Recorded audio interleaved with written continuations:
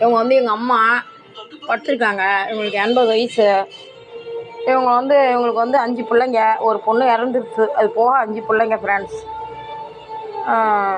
3 பிள்ளைங்க பிரிஞ்சு 30 வருஷம் ஆச்சு. ஆம்பளை பிள்ளைங்கெல்லாம். பொம்பளை பிள்ளைங்க 2 பேர். பெரிய பொண்ணு இவங்களை விட்டு விலகிட்டு போயிட்டாங்க. கடந்த 17 வருஷமாக எங்கள் அம்மாவை நான் பார்த்துக்கிறேன். நான் எத்தனையோ வீடுங்களுக்கு இறந்தவங்க வயசானவங்க இறந்து போயிட்டாங்கன்னு சொல்லிட்டு போனால், பொதுவாகவே போனோம்னா ஒருத்தர் முகத்தை பார்ப்போம், அவங்க காலை தொட்டு கும்பிடுவோம் ஃப்ரெண்ட்ஸ். அந்த மாதிரி நான் பார்க்கும்போது பார்த்திங்கன்னா, ஒரு சில பேர் வயசானவங்க கோடீஸ்வரனாக இருப்பாங்க, ஏழைகளாக இருப்பாங்க. அவங்க காலோட நகம் வந்து ஃப்ரெண்ட்ஸ் ஒரு 2 இன்ச்சு 3 இன்ச்சு வளர்ந்துருக்கும்.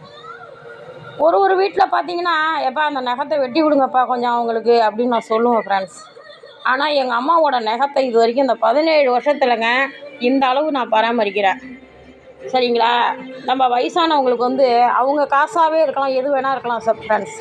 நம்ம சோறு போடுறது மட்டும் நம்ம கடமை கிடையாது. அவங்க காசு யார் காசுங்க அது? எங்கள் அம்மா காசை தான் நான் சாப்பிட்றேன். ஆனால் அவங்க சாப்பாடு சாப்பிட்றது மட்டும் எனக்கு இது இல்லை. அவங்களோட நகத்தை இந்த அளவுக்கு 17 வருஷமாக வெட்டி எல்லா வகையிலுமே அவங்கள நான் பராமரிக்கிறேன் ஃப்ரெண்ட்ஸ்.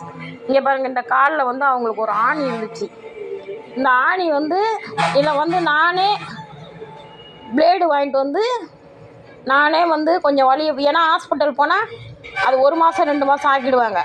நான் என்ன பண்ணேன், கொஞ்சம் கொஞ்சமாக திருவி நோண்டி எடுத்து ஒத்தரம் கொடுத்து, சூடு ஒத்தரம் கொடுத்து நோண்டி எடுத்து 15 வருஷம் ஆகுது ஃப்ரெண்ட்ஸ். இந்த ஆணியை நான் நோண்டி எடுத்து, அதுக்கப்புறம் இது வளரவே இல்லை. நல்லா இவ்வளோ பெருசு இருந்துச்சு. ஒரு இளந்தங்கொட்டை அளவுக்கு இருந்துச்சு. இது நடக்க முடியாமல் நொன்னாங்க.